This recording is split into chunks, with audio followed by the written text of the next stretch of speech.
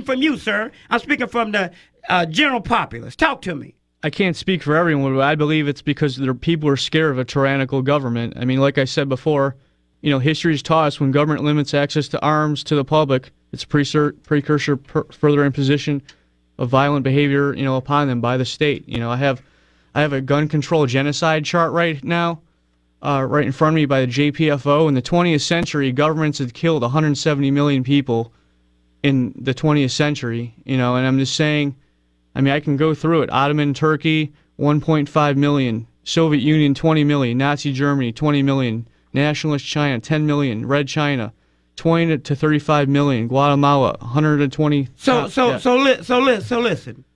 You're telling me, and you're educated. You're telling me that we in the United States, the home of the free and the land of the brave, we are in such terrible shape now that we are almost in the state of these countries that you just list off, including Nazi Germany? You were approaching that, yeah. After 9/11, I think 9/11 was a turning point in this country. They used 9/11 as an opportunity to, take away our freedoms with the Patriot Act, and now they're using the Sandy Hook shooting to take away our guns through, hysteria, basically. That's what they're using.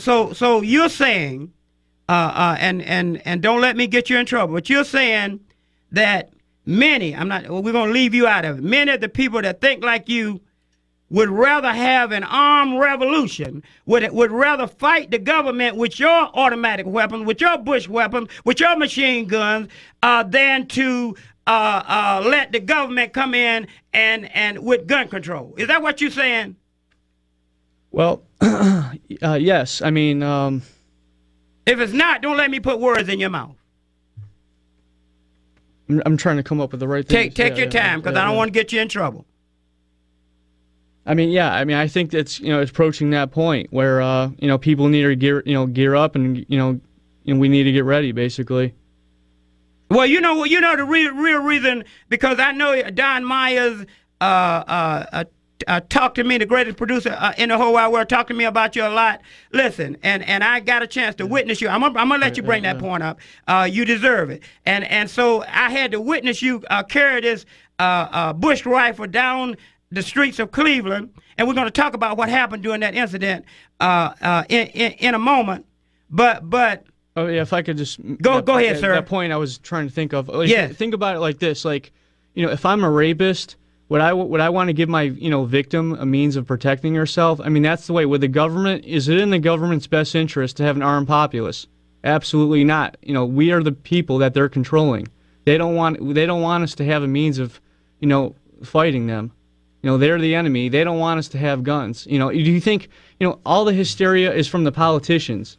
I'm saying the majority of people, if you ask the average person, are you willing to die for your gun control? Are you willing to die to get your gun control agenda through?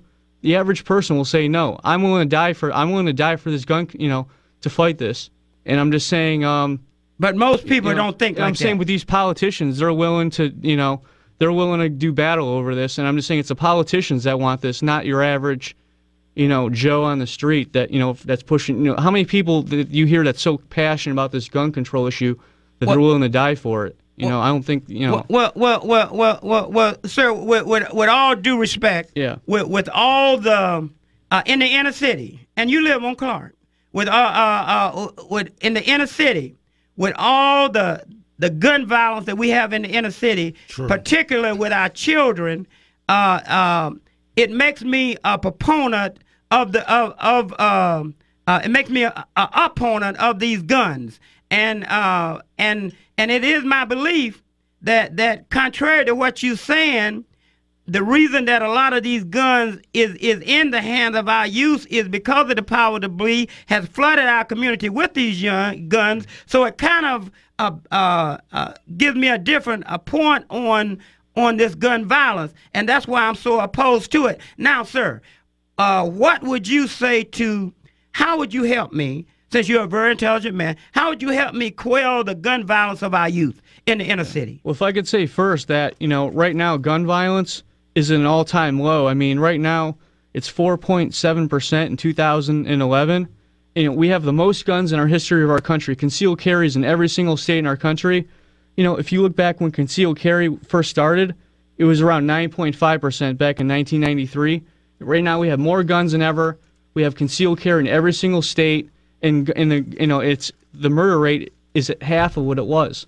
So why do you want to change? Right now, when we have the least violent crime in our history of our country, you want to change. Listen, go ahead. You're very thorough, but let me tell you something.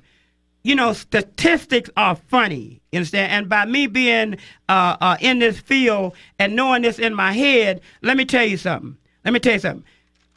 Before Columbine, you had this gun culture that said all guns are all right, automatic weapons are all right, and you had all these mass shootings.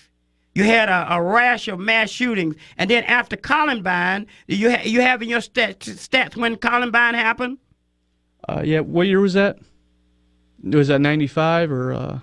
Close to that. All right. Yeah, that was 8.2%. All right. Listen to me. So after Columbine happened, these school killings always touch the conscience of people.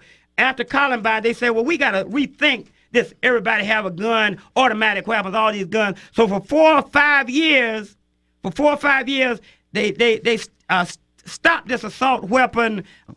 Listen to me. They stopped this.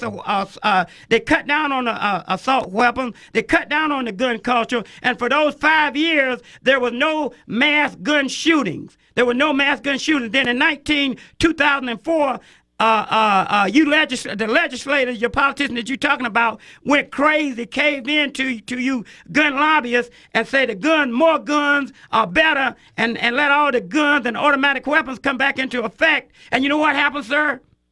Listen to me. You say that the murder rate went down, but I tell you this, that at the same time, the murder rate did not go down. What happened was there was always this great murder rate in the city, but what happened to you was the suburbanites began to feel the pain that the inner city has been feeling with the shooting at the mall with the Congressman Gifford.